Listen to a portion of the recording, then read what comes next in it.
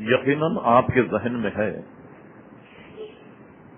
کہ یہ مہینہ رجب المرجب اپنے اندر جہاں بے شمار ثمرات و برکات لاتا، وہاں ایک اس میں ہم سب کے لیے برکت یہ ہے، اور یہ اور مہینوں سے ممیز اور ممتاز یوں ہے کہ اس مہینے میں ہمارے اور آپ کے آقا پیارے مصطفیٰ صلی اللہ تعالی علیہ وسلم نے سفر معراج فرمایا، اور اللہ تبارک و تعالی نے عظیم الشان معجزہ حضور کو عطا فرمایا کہ آپ شب معراج مکہ مکرمہ سے بیت المقدس ہوتے ہوئے اور آسمانوں پر طبقاً ان طبق ساتوں آسمان سدرا عرش اعلیٰ یہاں تک کہ اللہ تبارک و تعالی کا دیدار اپنی سر کی آنکھوں سے فرمایا۔ یہ معجزہ حضور علیہ السلام کو رب کریم نے عطا فرمایا۔ صاحب قصید بردہ شریف نے یہ موقف اختیار کیا۔ تھوڑی سی سمجھنے کی بات ہے، کہیں کوئی غلط فہمی نہ ہو جائے۔ حضور علیہ الصلوۃ والسلام کے معجزات کی تعداد ہزاروں میں،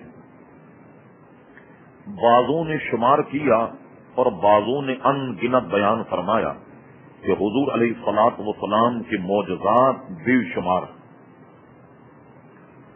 اس لیے کہ برہان من ربکم جب آپ کو فرما دیا گیا، یعنی یہ کہ انبیاء کرام علیہ الصلوۃ والسلام تو کچھ تعداد میں معجزے لے کر آتے، اور اللہ تبارک و تعالی نے آپ کی ذات کو سراپا معجزہ بنا کر کے بھیجا۔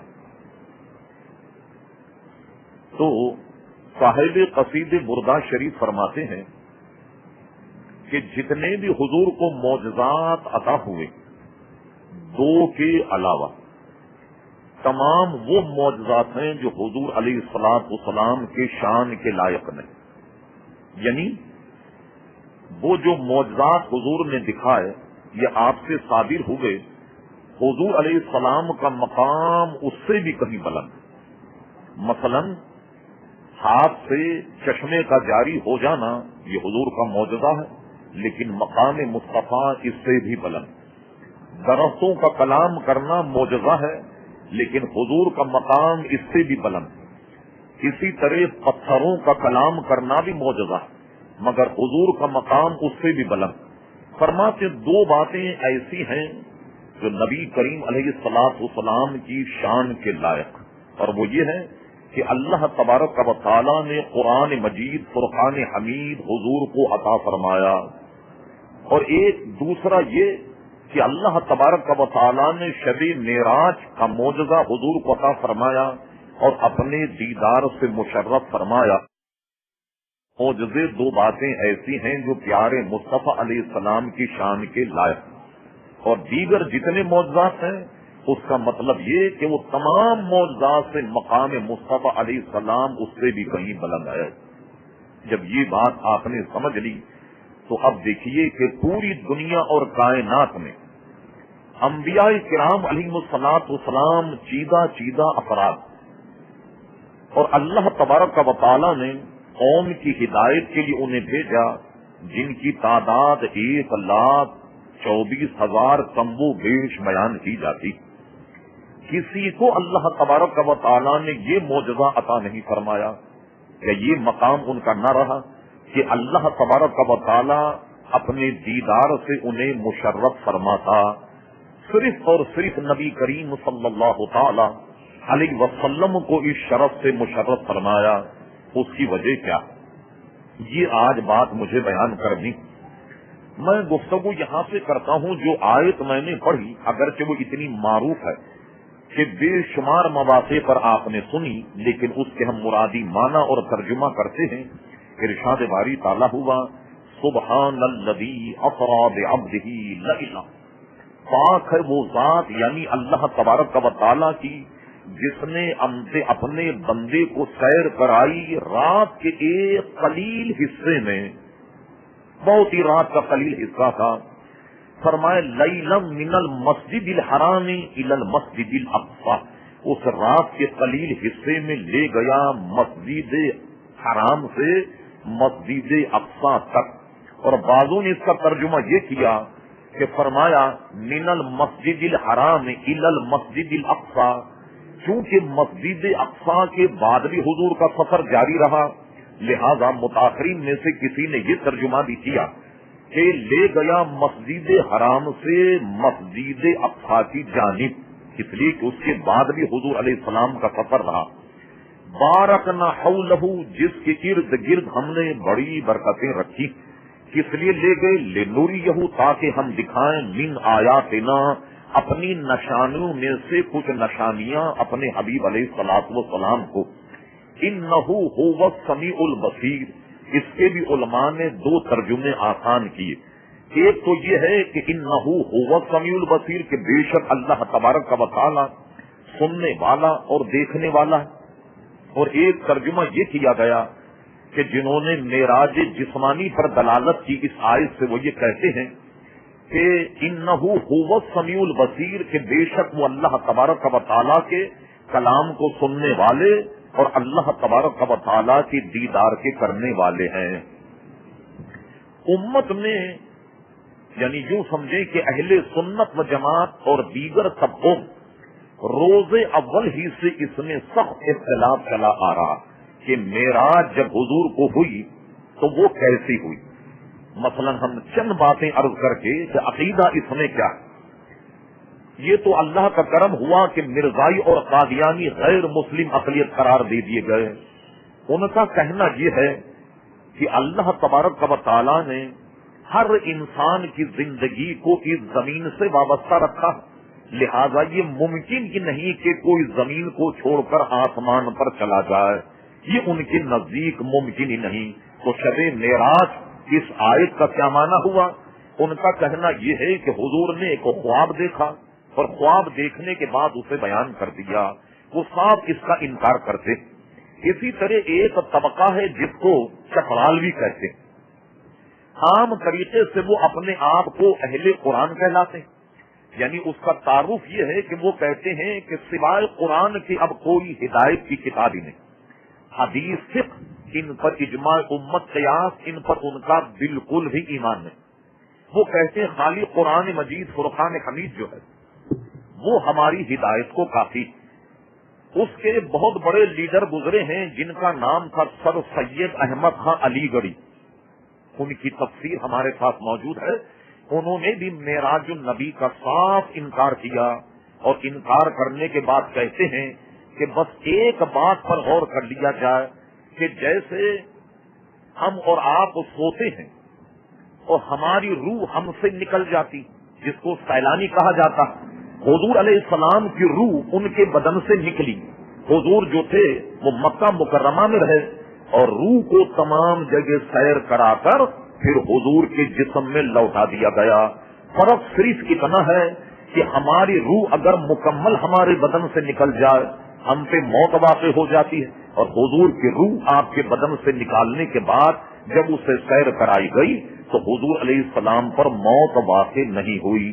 یہ ان کے نزدیک، اور بھی ان کے دلائل ہیں جن کی یہاں ضرورت نہیں۔ ایک طبقہ جو اپنے آپ کو اہل حدیث کہلاتا ہے، اہل حدیث کہتے ہیں کہ یہ ساری کی ساری کاروائی صرف خواب کی ہے، خواب کی کاروائی، اور بس حضور نے خواب دیکھا اور صبح اٹھ کر لوگوں سے بیان کر دیا۔ نہ یہ ہوا کہ حضور اس دنیا سے کہیں تشریف لے گئے جسم اور جسمانیت کے ساتھ، مکہ سے گئے ہوں، مسجد اقصی، پھر آسمانوں پر گئے، اور اس کے بعد سدرہ یا عرش، یہ اللہ تبارک و تعالیٰ کا دیدار کیا۔ ان کے نزدیک یہ تمام تر کاروائی جو ہے وہ بالکل لغو۔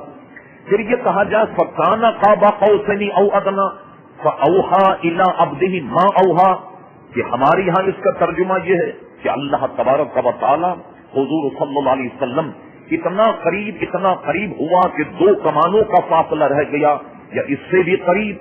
فَأَوْحَىٰ إِلَىٰ عَبْدِهِ مَا أَوْحَىٰ، پھر جو چاہا اس نے وہی کی. کہتے ہیں اس سے مراد حضرت جبریل علیہ السلام ہے. تو علیہ السلام نے حضرت جبریل سے معاملہ کیا اور پھر جبریل علیہ السلام نے حضور علیہ السلام پر وحی فرمائی. اور اس سے مراد اللہ تبارک و تعالیٰ کی ذات نہیں. یہ ان کا یہاں سے ان کی رخصت ہو گئی. متقدمین میں سے پرانے اکابر حضرات جو ان میں اس میں لے دے رہی کہ ایک اس میں طبقہ یہ ہے. کہتے ہیں معراج تو حضور کو ہوئی اور جسمانی ہوئی, لیکن معراج جب جسمانی ہوئی تو قرآن مجید میں ذکر موجود ہے سبحان الذی اسری بعبدہ لیلا من المسجد الحرام الی المسجد الاقصی. لے گیا مسجد حرام سے مسجد اقصی تک. تو حضور کو معراج جو ہے وہ خالی مسجد اقصی تک ہوئی. آپ وہاں گئے اور وہیں سے واپس آ گئے. شیخ محقق شاہ عبدالحق محدث دہلوی رحمت اللہ علیہ اہل سنت و جماعت کی ترجمانی کرتے ہوئے اپنی مایا ناز کتاب مدارج النبوت میں یہ کلام کیا کہ یہ تو مختلف طبقے کے کلام, اور اہل سنت کا مذہب یہ ہے کہ نبی کریم علیہ الصلوۃ والسلام مکہ میں سو رہے تھے یا حتیم میں تھے, ام ہانی کے مکان میں تھے یا حرم شریف میں تھے. جبریل امی آئے اور جبریل امی نے آ کر حضور کو براق پر سوار کیا. کرانے کے بعد آپ مسجد اقصی لے گئے جسم اور جسمانیت کے ساتھ. وہاں حضور علیہ الصلوۃ والسلام کی ابتدا میں تمام انبیاء نے نمازیں پڑھی اور جسم اور جسمانیت کے ساتھ براق پر جلوہ گر ہوئے. آسمانوں کو رونتے ہوئے ساتوں آسمان پر گئے, بیت المعمور گئے, سارے فرشتوں کو نماز پڑھائی اور اس کے بعد سدرا گئے. سدرا پر جبریل امی نے ساتھ چھوڑ دیا تاکہ وہ کہیں کہ میں تو تجلیات الہی سے جل کر خاک ہو جاؤں گا. اور عرش پر گئے, لامکا گئے, یہاں تک کہ حضرت عبداللہ ابن عباس رضی اللہ عنہما کی حدیث کے مطابق اللہ تبارک و تعالیٰ کا دیدار 2 مرتبے کیا.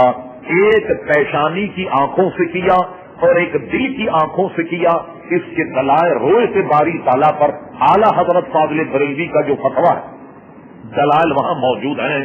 یہ اہل سنت و جماعت کا عقیدہ ہے جو شروع سے چلا آ رہا. اس کے دلائل کتاب و شفا کی شرح علامہ شہاب الدین خفاجی نے دیکھ, ملا علی قاری کی شرح میں دیکھیے, مدارج نبوت شیخ محقق جو ہے اس نے آپ ملاحظہ فرمائے. اور اسی طریقے سے ابن کثیر کہ جس کو سارے حضرات اپنا مفسر مانتے ہیں, ابن کثیر کی تفسیر ابن کثیر, اسی آیت کے تحت آپ ملاحظہ فرما لیں سبحان الذی اسری بعبدہ پر ابن کثیر نے تقریباً 20-22 صحابہ کرام کے اسماء گرامی نقل کیے کہ جو یہ کہا کرتے تھے کہ حضور کو معراج جسمانی ہوئی, اور یہی پوری امت کا عزیزان گرامی عقیدہ ہے.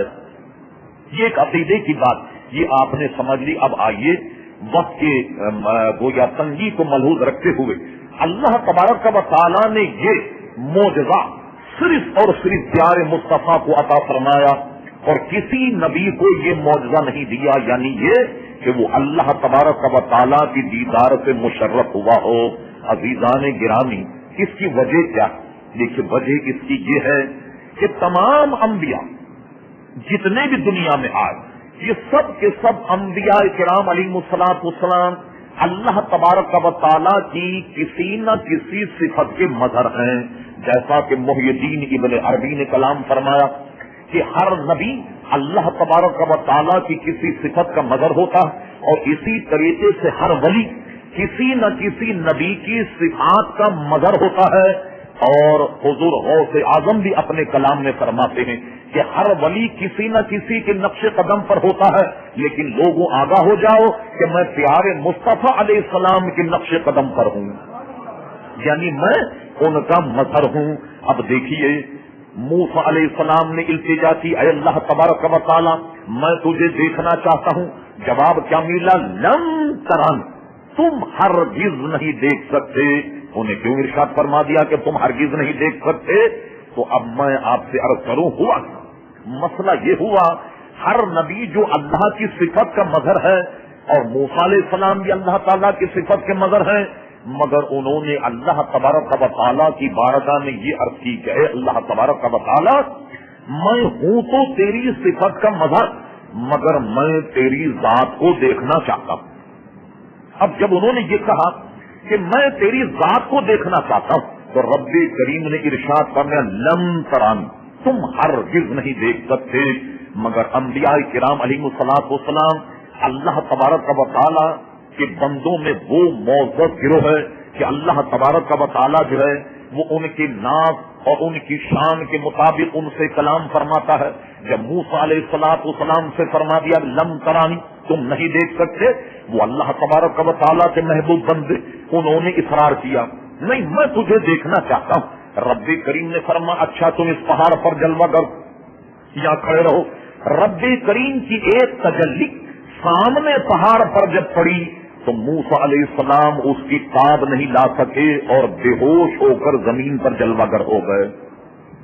نہیں دیکھ پائے اللہ تبارک و تعالیٰ کی ذات، بلکہ اللہ تبارک و تعالیٰ کی انوار اور اس کی نور کی ایک جھلک جو سامنے پہاڑ پر پڑی، پہاڑ کو جل کر کے خاک ہو گیا اور موسیٰ علیہ السلام اس تجلی کو بھی نہیں دیکھ پائے. اس کی وجہ کیا ہے عزیزان گرامی؟ وجہ صرف یہ کہ وہ صفت کے مظہر تھے اور انہوں نے یہ دعویٰ کیا میں تیری ذات کو دیکھنا چاہتا ہوں. اگر موسیٰ علیہ السلام یہ کہہ دیتے اے اللہ تبارک و تعالی میں تیری کسی صفت کو دیکھنا چاہتا ہوں، رب کریم ہرگز منع نہیں فرماتا. ہم اس کی دو مثالیں دیتے کہ جب کسی نبی نے اللہ تبارک و تعالی کی کسی ذات کے کسی صفت کو دیکھنا چاہا، رب کریم نے اس کا اظہار فرمایا. ابراہیم علیہ السلام نے رب کریم سے یہ التجا کی. یہ سارے واقعات قرآن مجید میں موجود ہیں، اجمال ہم عرض کرتے ہیں. ابراہیم علیہ السلام نے یہ نہیں کہا اے اللہ تبارک و تعالی میں تیری ذات کو دیکھنا چاہتا ہوں، نہیں، بلکہ عرض کرتے ہیں مولا میں یہ دیکھنا چاہتا ہوں تو مارتا اور جلاتا کیسے. چلیے مارنا تو ہم سب جانتے کہ ایک آدمی مر گیا، لیکن یہ کہ تو جلاتا کیسے ہے میں یہ دیکھنا چاہتا ہوں. یہ نہ کہا کہ میں تیری ذات کو دیکھنا چاہتا ہوں. رب کریم نے جب اپنے خلیل کا یہ مطالبہ انہوں نے جب کیا تو اللہ تعالیٰ نے اس کا سامان یوں کیا، اور یہ واقعہ بھی قرآن مجید میں موجود ہے. اللہ اللہ، حضرت ابراہیم علیہ السلام سے رب کریم نے فرمایا ابراہیم ہماری تم دونوں صفت حیات اور ممات ہم کیسے عطا فرماتے کہ تم دیکھنا چاہتے ہو، کیا تم اس پر یقین نہیں رکھتے؟ ہم کیسے مارتے، کیسے جلاتے، کیا تم اس پر یقین نہیں رکھتے؟ کہتے ہیں کہ بڑے کا کلام بھی بڑا ہوتا. ابراہیم علیہ السلام نے کہا مولا مجھے یقین تو ہے مگر ذرا دل کی تسلی کے لیے بتا دے تو کیسے مارتا جلاتا، مرنے کے بعد تو کیسے دوبارہ اس کے بدن میں روح ڈال کر اور اس کو تو زندہ کرتا. میں تو اپنی دل کی تسلی کے لیے یہ دیکھنا چاہتا ہوں کہ تو کیسا جلاتا ہے. ایمان تو ہے، صرف میرے دل کو تسلی ہو جائے. اللہ اکبر، اللہ اکبر. اعلیٰ حضرت امام اہل سنت فاضل بریلوی نے شاید اسی سے فائدہ اٹھاتے ہوئے کہا دل کو ہے فکر کس طرح مردے جلاتے ہیں حضور، اے میں فدا لگا کے ایک ٹھوکر اسے بتا کے یوں.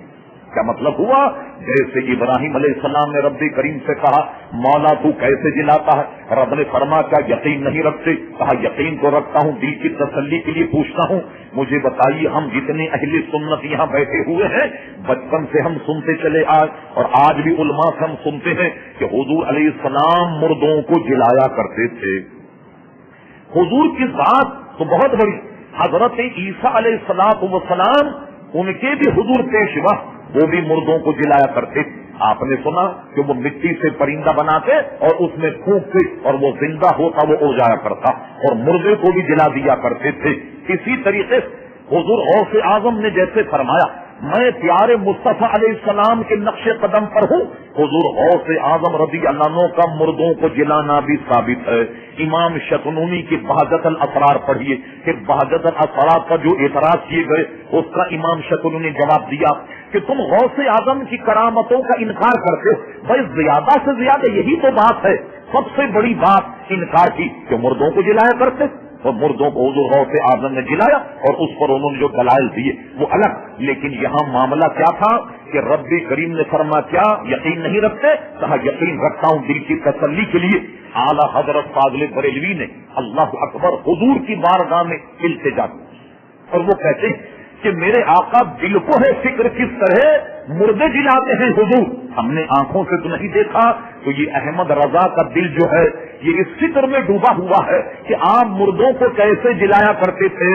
کیا پیاری بات کہہ گئی, میں تو کہوں گا بڑا الہامی شعر. تو کہتے اے میں فدا لگا کے ایک ٹھوکر اسے بتا کے یوں, یا رسول اللہ ایک اپنے پاؤں سے ٹھوکر لگا کر احمد رضا کے دل کو ذرا زندہ کر کے بتا دیں کہ میں مردوں کو اس طریقے سے جلایا کرتا تھا. اب کیا ہوگا, میری آنکھ بھی دیکھ لے کہ آپ نے مردوں کو کیسے جلایا, اور اسی میں احمد رضا کے دل کو بھی حیات مل جائے, دل کو بھی حیات ہے اور اس کو دوام مل جائے. اب آپ کی سمجھ میں آئے گا دل کو ہے فکر کس طرح مردے جلاتے ہیں حضور. اے میں فدا لگا کے ایک ٹھوکر اسے بتا کے یوں, احمد رضا کے دل کو ایک ٹھوکر لگا کر آپ بتا دیں کہ میں اس طریقے سے مردوں کو جلاتا ہوں.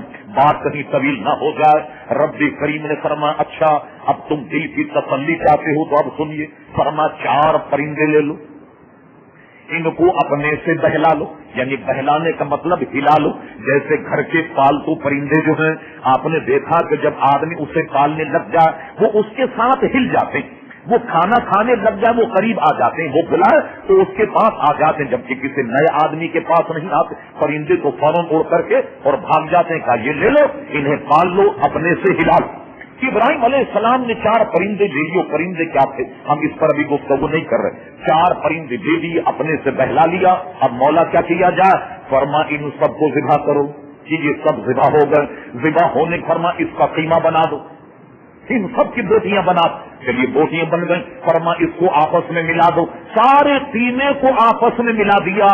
اب کیا کرنا چاہیے, فرما یہ سارے 4 پرندے کی بوٹی اور قیمہ سب آپس میں ملا کر کے سامنے پہاڑ پر رکھ دو. جی سامنے پہاڑ پر رکھ دیا. فرما ان کے سر تم اپنے پاس رکھ لو. 4 پرندوں کے سر ابراہیم علیہ السلام نے اپنے پاس رکھ لیے. میرے مولا اب کیا ہوگا, بوٹیاں اور ان کا قیمہ باہمی آپس ملا کر دیکھیے اللہ تبارک و تعالی کیسے زندہ کرتا. یہ کمال ابراہیم علیہ السلام کو ان کی نگاہ اور ان کے دل کی تسلی کے لیے بتانا چاہتا. یہ بھی فرما دیتا کہ سب کی بوٹیاں الگ الگ رکھنا, کہیں ایسا نہ ہو کہ مہر کے دم کبوتر کے لگ جائے, کبوتر کی جو ہے وہ مور کے لگ جائے, کبے کا دم جو کسی اور کے لگ جائے, اور کبے کے دم مور کے لگ جائے. الگ الگ رکھنا ساری بوٹیاں. فرمانی سب کو ملاؤ. ملانے کے بعد اب کیا کرو مولا, فرما ہاتھ میں سر لو. ہاتھ میں سر لے کر کیا کیا جائے, فرما جس پرندے کا نام لے کر تم بلاؤ گے دیکھو وہ دوڑتا ہوا تمہارے پاس آئے. تفصیل ملاحظہ فرمائیے, بڑا ایمان کو تازہ کرنے والی اللہ اللہ بوٹیاں بنا کر سامنے رکھ دی. اور سامنے رکھنے کے بعد ابراہیم علیہ السلام نے مور کا سر اٹھایا, اور سر اٹھانے کے بعد کہا چلو بھائی مور حاضر ہو جاؤ ابراہیم علیہ السلام کی بارگاہ میں. یہ کہنا تھا کہ بوٹیوں میں سے مور کی گوشت کی بوٹیاں, اس کا قیمہ الگ نکلا. نکلنے کے بعد سب جو گیا, اس پر پردے آ گئے, اور اس میں ایسی حیات کی اڑتا ہوا آیا, اور ابراہیم علیہ السلام سے اپنا سر لیا, اور سر اس کے بدن سے جڑ گیا اور بادلوں پر پرواز کر گیا. اب فرما چلو کبوتر کہاں ہے. چلیے صاحب کبوتر کی بوٹیاں سب میں سے نکلی, پورا جسم بنا, نہایت ہی اپنے بال اور گوشت سے مرقع ہو کر اڑتا ہوا آیا زندہ. اور آنے کے بعد میں اپنا سر ابراہیم علیہ السلام سے لے کر آسمان پر پرواز کر گیا. ہر ایک پرندے کی بوٹیاں جسم بن کر آتی گئیں اور اپنے سر کو لے کر آسمان پر بلند کر دی گئیں. فرما ابراہیم اب ہو گئی دل کو تسلی کہ ہم کیسے جلاتے ہیں. دیکھا ہم کس طریقے سے جلاتے ہیں. اب ہمیں اور آپ کو ہدایت یہ کر دی گئی کہ مرنے کے بعد جی اٹھنا یہ ہمارے ایمان کا حصہ. جب کوئی آدمی اسلام قبول کرے تو اس سے عالم یہ پڑھوا تھا, بولو اقرار باللسان و تصدیق بالقلب. میں نے زبان سے بھی اقرار کیا اور دل سے بھی میں اس بات کا اقرار کرتا ہوں, اور اس بات کا اقرار کرتا ہوں اچھی اور بری تقدیر اللہ کی جانب سے. اور میں اس بات کا اقرار کرتا ہوں کہ مرنے کے بعد جی اٹھنے پر تو رب کریم نے یہ نقشہ دنیا میں دکھا دیا کہ ہم دیکھو اس طریقے سے مرے ہوئے کو زندگی عطا فرماتے ہیں. ابراہیم علیہ السلام نے دیکھ لیا. ایک بات مجھے اور کہنے دیجئے کہ اس میں ایک عقیدے کی بات اور وہ بھی ذہن میں مستحکم ہو جائے. یہ تو آپ سن چکے, اس پہ قرآن شاہد کہ مرے ہوئے پرندے کی بوٹیوں سے ابراہیم علیہ السلام نے بلایا, اور بلانے کے بعد وہ آئے, اپنا سر لے کر آسمان پر پرواز کر گئے. ایک نظریہ لوگوں میں یہ پھیلایا یہ جا رہا ہے کہ یا رسول اللہ کہنا شرک ہے. کیا سمجھے آپ؟ اگر تم نے کہیں یا رسول اللہ کہہ دیا اور اس کے ساتھ یہ بھی تمہارا ایمان رہا کہ حضور ہماری اس صدا کو سنتے ہیں, لیجیے ایمان سے گئے. ہاں, اب ایماندار نہیں رہو اس لیے کہ تم نے عقیدہ رکھ لیا کہ نبی کریم علیہ السلام غیب جانتے اور تمہاری بات سنتے ہیں. بتاؤ تم ہزاروں میل دور اور حضور علیہ السلام تمہاری بات کیسے سنیں؟ آپ تسمع الموتى کہ مرا ہوا کوئی آدمی بھی کلام نہیں سنتا. لیجیے صاحب, اب فتوا جو ہے یہ بچے کو ایک طرف کر دو بھائی, پیچھے یہ پوری اس میں ایک طرف بٹھا دو کہیں جس کا بھی بچہ. اب لیجیے صاحب, یہ فتوا جناب چلتے اب نیچے آیا تو اس میں یہ ہوا کسی نبی کو نہ پکارا جائے. پھر اس فتوے نے اور جناب ترقی کی, ان کا غوث اعظم کو پکارنا بھی شرک, بزرگان دین کو پکارنا بھی شرک. پھر اس نے اور ترقی کی, اس میں ترقی یہ ہو گئی کہ جناب اولیاء اعظام کے قبر پر جانا بھی شرک, اس لیے کہ وہ سنتے ہی نہیں. تو پھر تم کیا اپنی فریاد ان کے دربار میں کرتے ہو؟ اس طریقے سے مسلمانوں کو بڑی آسانی سے برغلا کر قوم اپنی جماعت کو جناب بڑھا رہی ہے اور اس بنیادی عقیدے سے لوگوں کا انحراف کر رہی ہے. اللہ اکبر اللہ اکبر. اب آئیے ذرا دو ایک باتیں. نبی کریم علیہ الصلوۃ والسلام کیا کیا؟ جنگ بدر میں جب ہوئی, سارے کفار مشرکین کی لاشیں پھیلی ہوئی ہیں اور حضور نے پہلے بتا دیا یہاں یہ کافر ہوگا, یہاں یہ کافر, یہاں یہ کافر, یہاں یہ کافر. اور جب گئے صحابہ کہتے ہیں قسم خدا کی کوئی ایک نشانہ بھی مصطفیٰ کا پتہ نہیں ہوگا, سب کافر وہاں مرے پڑے ہوئے تھے. اب حضور نے مخاطب کر کے کہا کرو چکھا تم نے مزہ, اب بتاؤ جو تمہارے لات و عزا نے تم سے وعدے کیے وہ وعدہ پورا ہوا, جب میرے رب نے مجھ سے وعدہ کیا وہ پورا ہوا. ایک صحابی نے کہا حضور یہ مردوں سے آپ خطاب کر رہے ہیں, یہ تو مرے ہوئے, کیا یہ سنتے ہیں؟ فرما یہ تم سے زیادہ سنتے. بات اس بات قبر مشکات شریف اٹھائی, حضرت عبداللہ ابن عباس شدید حضور علیہ السلام قبرستان کے قریب سے گزرے, قبرستان والے کو مخاطب کر فرما السلام علیکم یا اہل القبور, اے قبروں والوں تم پر سلامتی ہو. اور یہ بھی فرما اسی باب میں موجود ہے کہ اگر تم قبرستان جاؤ اور میت کو اگر سلام کرو, یہ میت تمہارے سلام کو سنتی ہے اور تمہارے سلام کا جواب بھی دیتی تمہارے سلام کا. اللہ اکبر. اب یہ دلائل تو بہت زیادہ ہیں کہ اگر سمے موقع پر اگر کلام کیا جائے بہت طویل ہوگا. کوئی ساتھ تحقیق کرنا چاہیں اعلیٰ حضرت فاضل بریلوی کا فتاوی رضیہ میں خاص کسی عنوان پر ایک بڑا مبسوط رسالہ, اس کا مطالعہ کیجیے. میں یہاں آپ سے یہ پوچھنا چاہتا ہوں, بتاؤ حضور کو نہیں سنتے, غریب نواز بھی نہیں سنتے, غوثیان نہیں سنتے, اور یہاں رب کریم فرماتا کہ ان مردہ پرندوں کو ابراہیم تم پکارو, یہ تمہاری پکار سنیں گے اور اس کے بعد اڑتے ہوئے آئیں گے. ارے مردہ پرندہ سن رہا ہے اور مصطفیٰ نہیں سن رہے. آئیے غور کیجیے یہ کس قدر کمزور عقیدہ. میں کہوں یہ عقیدہ سارے عنکبوت سے بھی زیادہ کم ہو, مکڑی کے جالے سے بھی زیادہ کم ہو. ارے مور کوا یہ ابراہیم علیہ السلام کی صدا کو سن کر اڑتے ہوئے آ رہے ہیں اور اپنے سر کو لے کر آسمان پر پرواز کر رہے ہیں, تو خاصان خدا کا عالم کیا ہوگا, جو اللہ کے نیک بندے ان کا عالم کیا ہوگا. اس لیے صاحب دلائل خیرات شریف نے یہ حدیث نقل فرمایا جتنے مجھ پر درود پڑھنے والے یہ سب درود مجھ پر پیش کیے جاتے, مگر سنو اہل محبت کا درود میں اپنے کانوں سے سنتا, اور اہل محبت کا ترجمہ اس دور میں اہل سنت ہے. یاد رکھیے اہل محبت کا ترجمہ اس دور میں اہل سنت ہے. میں کہنا کیا چاہتا تھا کہیں وہ بات نہ رہ جائے, وہ یہ ہے کہ ابراہیم علیہ السلام نے یہ نہ کہا کہ اللہ تعالیٰ میں تیری ذات کو دیکھنا چاہتا ہوں, کیا تو جلاتا کیسے؟ فرما دیکھ لو ہم اس طریقے سے جلاتے ہیں تاکہ تمہارے دل کو تسلی ہو جائے. دوسرا واقعہ اللہ کے نبی حضرت عزیر علیہ السلام کا قرآن میں, یہ بھی قرآن مجید میں اجمالاً موجود ہے. اگرچہ بعضوں نے کہا کہ حضرت عزیر نہیں کوئی اور شخص ہے, لیکن ہماری نظر کے مطابق اکثر مفسرین کہتے ہیں یہ اللہ کے نبی حضرت عزیر کا واقعہ. حضرت عزیر ایک وادی سے گزرے، ایک قبرستان سے جب گزرے، آج ہم بھی کسی قبرستان سے گزریں تو ہمیں یہ نصیحت پکڑنی چاہیے، یہ دیکھو کیسے کیسے لوگ جب اس زمین پر تھے تو ان کی کر و فر کا عالم کیا تھا، لوگ کس طریقے سے ان سے دبتے اور ڈرتے اور کس طریقے سے ان کی دہشت اور وحشت، اور آج بھی یاروں مددگار قبروں میں پڑے ہوئے ہیں۔ ہمیں بھی اپنی موت یاد کرنا چاہیے، اور اللہ اکبر، جیسا کہ آپ لکھا ہوا دیکھتے ہیں کہ نماز پڑھو قبل اس کے کہ تمہاری نماز پڑھی جائے، خوف الہی اپنے دلوں میں سنبھالو، خوف الہی اپنے دلوں میں راسخ کر لو تاکہ مصطفیٰ کے دامن سے وابستہ ہو کر کے مرو۔ ہمیں بھی تعجب ہوگا کہ یہ کھنڈرات اور یہ قیامت میں اٹھائے جائیں، یعنی آدمی تعجب کرتا، لیکن ایسا نہیں کہ اسے اٹھانے پر شک ہو، اس کا تو ایمان ہے کہ مرنے کے بعد یہ اٹھنے پر حضرت عزیر، وہ تو اللہ کے نبی، انہوں نے جب کھنڈرات دیکھے، اللہ تعالیٰ کیا تو انہیں زندہ کرے گا جنہیں سینکڑوں برس ہو گئے، کیا تو انہیں زندہ کرے؟ یعنی یہ نہیں کہ شک یا رش دیا تو وہ ایسے لوگ زندہ ہوں گے۔ رب کریم نے ان کو دکھانے کے لیے کیا کیا، وہ ایک خچر پر سوار تھے اور کچھ ان کے ساتھ اپنا توشا بھی تھا جس میں تازہ تازہ بالکل انگور بھی تھے۔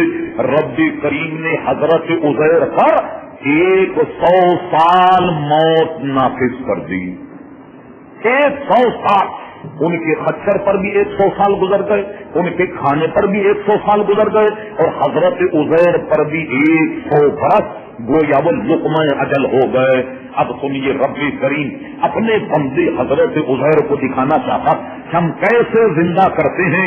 سب سے پہلے حضرت عزیر کو زندہ کیا، اللہ کے نبی یہ زندہ ہوئے، انہوں نے ادھر ادھر اپنے موسم اور معاملات کو دیکھا۔ رب کریم نے فرمایا، عزیر کئے برس تم یہاں ٹھہرے، کتنے برس رہے؟ حضرت عزیر علیہ السلام نے کہا، مولا میں 1 دن یا 5 دن یہاں رکا۔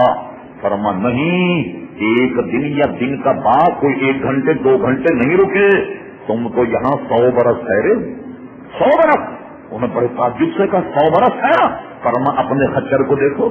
اب جب انہوں نے خچر کو دیکھا، خچر کے مرنے کے بعد اس کا گوشت ختم ہو گیا، اس کی ہڈیاں ایک جگہ بکھری پڑی ہوئی تھی، اور دیکھا 100 برس گزر گئے، باقی 100 برس گزر گئے۔ پھر اس کے بعد فرمایا ذرا اپنے کام کی طرف دیکھ، جو تمہارا توشا اس کی طرف دیکھو۔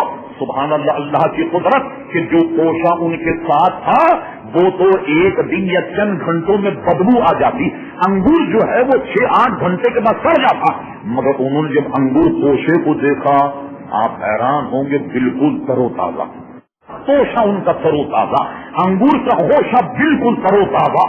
اب یہ دیکھ کر حیران ہو گئے، کہا دیکھا تم 100 برس ٹھہرے یا نہیں؟ بالکل 100 برس میں یہاں ٹھہرا۔ اب فرمایا دیکھو ہم کیسے جلاتے ہیں۔ رب کریم کا حکم آیا، خچر کی ہر ہڈی اپنی اپنی جگہ آ کر کے پیوست ہو گئی، پھر اللہ کا حکم آیا، اس پر گوشت چڑھنا شروع ہو گیا، پھر اللہ کا حکم آیا اور اس پر کھال چڑھ گئی۔ کھال چڑھنے کے بعد آپ کا خچر ہناتا ہوا کھڑا ہو گیا۔ کہا دیکھا عزیر، ہم اس طریقے سے زندہ کرتے، مرنے کے بعد بندے کو اللہ اللہ، ان کے دل کو بھی تسلی ہو گئی۔ ایک بات تشنا رہ گئی، وہ یہ کہ آپ تو کہتے نبی کو ہر بات کا علم ہوتا، اور ان پر 100 برس گزر گئے، اور یہ کہتے میں تو 5 دن رہا، 1 دن رہا یا چند گھنٹے رہا، تو کیا ان کو معلوم نہیں کہ میں 100 برس رہا؟ اس کا جواب ہمارے علماء نے یہ دیا کہ 100 برس تو عزیر علیہ السلام پر گزرے، مگر یہ 100 برس حضرت عزیر پر ایسے گزرے جیسے چند گھنٹے ہوتے، ان کو ایسا معلوم ہوا جیسے چند گھنٹے ہوتے۔ لہذا علماء فرماتے انہوں نے وہ بات کہی جو ان پر بیتی، کیا سمجھے آپ؟ وہ بات کہی جو ان پر بیتی، اور رب کریم نے فرمایا تم 100 برس ٹھہرے، اور علماء نے بڑی پیاری تطبیق کی ہے، فرمایا عزیر میں جو تم سے کہتا ہوں کہ تم 100 برس ٹھہرے، اس کی دلیل یہ خچر ساری ہڈی گوشت کو پھیلا ہوا، اور تم جو کہتے ہو چند گھنٹے ٹھہرے، تو تمہاری دلیل یہ توشا ہے کہ انگور بالکل ترو تازہ، توشا تمہارا بالکل ترو تازہ۔ اب آئیے حدیث سے اس معاملے میں حجت، قیامت کا دن 50,000 سال کا ہوگا۔ 50,000 سال کسے کہتے ہیں؟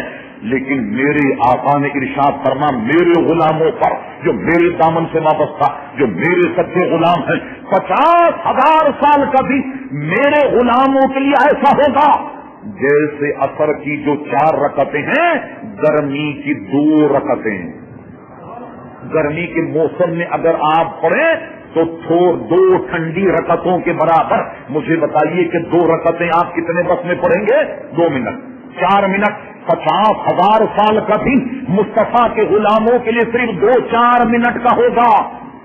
آپ نے دیکھا ہے تو 50,000 سال، مگر رب کریم نے 50,000 سال کو سمیٹ کر مصطفیٰ کے غلاموں کے حق میں آسانی کے لیے اتنا بنا دیا جیسے عصر کی 2 رکعتیں ہیں. یہ اللہ کا کرم دیکھیے، پیارے مصطفیٰ کا صدقہ دیکھیے. آج بھی ہم دیکھیں یہ تو 2-4 منٹ تو اطمینان سے نماز پڑھنے والے کے لیے ہیں. ہم تو اکثر کہتے ہیں آج تو 4 رکعتیں 1 ہی منٹ میں ہو جاتی. ارے یہ کیسی نماز پڑھ رہے؟ بالکل 61-62-63 ابھی سجدے میں گئی، ابھی اٹھے، ابھی رکوع میں ابھی اٹھے، یہ کیا معاملہ؟ تو ہمیں نوجوان جواب دیتا مولانا ہم نے بزرگوں سے سنا ہے کہ نیک کام میں دیر نہیں کرنی چاہیے. ہاں دیکھا آپ نے رمضان میں ہر آدمی ادھر بھاگتا ہے کہ جہاں کا حافظ 15 منٹ میں تراویح ختم کر دے، 20 منٹ میں ختم کر دے، وہ اس نماز کی بات نہیں کر رہے. اتنی مان سے لے کر اب 2 رکعت یعنی 4 رکعت پڑے 6-8 منٹ میں پوری ہو جائیں. پورا 50,000 سال یہ مسلمانوں پر ایسا محدود کر کے مصطفیٰ کے صدقے میں گزارا جائے گا کہ گویا جیسے 2-4 منٹ کا وقت ہو. اگر رب نے 100 برس 1 گھنٹے کی مقدار حضرت عزیر پر گزار دیا تو اس میں تعجب کی کیا بات ہے. لیکن بتا دیا کہ دیکھو ہم اس طریقے سے زندہ کرتے ہیں. حاصل کلام یہ نکلا کہ موسیٰ علیہ السلام کہتے ہیں کہ میں تجھے دیکھنا چاہتا ہوں. ان کو نہیں دکھایا گیا. ابراہیم علیہ السلام نے کہا میں تجھے نہیں تیری صفت کو دیکھنا چاہتا ہوں. صفت دکھا دی کہ ہم کس طریقے سے دلاتے. عزیر علیہ السلام یہ نہ کہا میں تیری ذات کو دیکھنا چاہتا ہوں، تو میں تیری صفت دیکھنا چاہتا ہوں کہ تو کس طرح دلاتا. انہیں بھی دکھا دیا. موسیٰ علیہ السلام سے انکار کر دیا. بات یہاں آ کر کے رکی. اے گروہ انبیاء تم سب میری صفت کے مظہر ہو. ارے میری ذات کو تو وہ دیکھے گا جو ذات کا مظہر ہو، اور اللہ کی ذات کا مظہر پیارے مصطفیٰ صلی اللہ تعالی علیہ وسلم ہے. اور ان میں وہ خوبی رب کریم نے رکھ دی، وہ سارے معجزات، وہ ساری حکمتیں رکھ دی پیارے مصطفیٰ صلی اللہ علیہ وسلم نے کہ وہ اللہ تبارک و تعالیٰ کی ذات کے ایسے مظہر کہ حدیث شریف میں من رانی تھا جس نے مجھے دیکھا بس تحقیق اس نے خدا کو دیکھا. یوں کہیے کہ اللہ اور بندے کے درمیان حضور کی ذات ایک آئینہ ہے. حضور کو دیکھنے والا ایسا جیسا اس نے حق کو دیکھا، گویا اس نے اللہ تبارک و تعالیٰ کو دیکھ لیا. تو حضور کو اس لیے دیدار ہوا کہ سارے نبی صفات کے مظہر ہیں اور پیارے مصطفیٰ اللہ تبارک و تعالیٰ کی ذات کے مظہر. تو میں ذات تو اسے دکھاؤں گا کہ جو ذات کا مظہر ہو، اور پیارے مصطفیٰ اللہ کی صفات کے بھی مظہر اور اللہ تبارک و تعالیٰ کی ذات کے بھی مظہر ہیں. اس لیے رب کریم نے اپنی ذات سوائے پیارے مصطفیٰ صلی اللہ تعالی علیہ وسلم کے کسی کو نہیں دکھائی. اور یہ بات آخر ذہن میں رہی ہے، اگر ہم سچے پکے حضور کے غلام رہے اور مرتے دم تک حضور کے دامن سے وابستہ رہے تو کل قیامت میں جنت، ارے نہیں یہ تو کوئی انعام نہیں. جنت کے برق، یہ پھل، یہ میوے، یہ انگور، یہ تربوز، یہ سیب، یہ تو کوئی نعمت نہیں. کل جنت میں سب سے بڑی نعمت مسلمانوں کو عطا ہوگی وہ مصطفیٰ کے غلام میں اللہ کا دیدار، حضور کے صدقے میں اللہ تبارک و تعالیٰ کا دیدار. وما علینا الا البلاغ.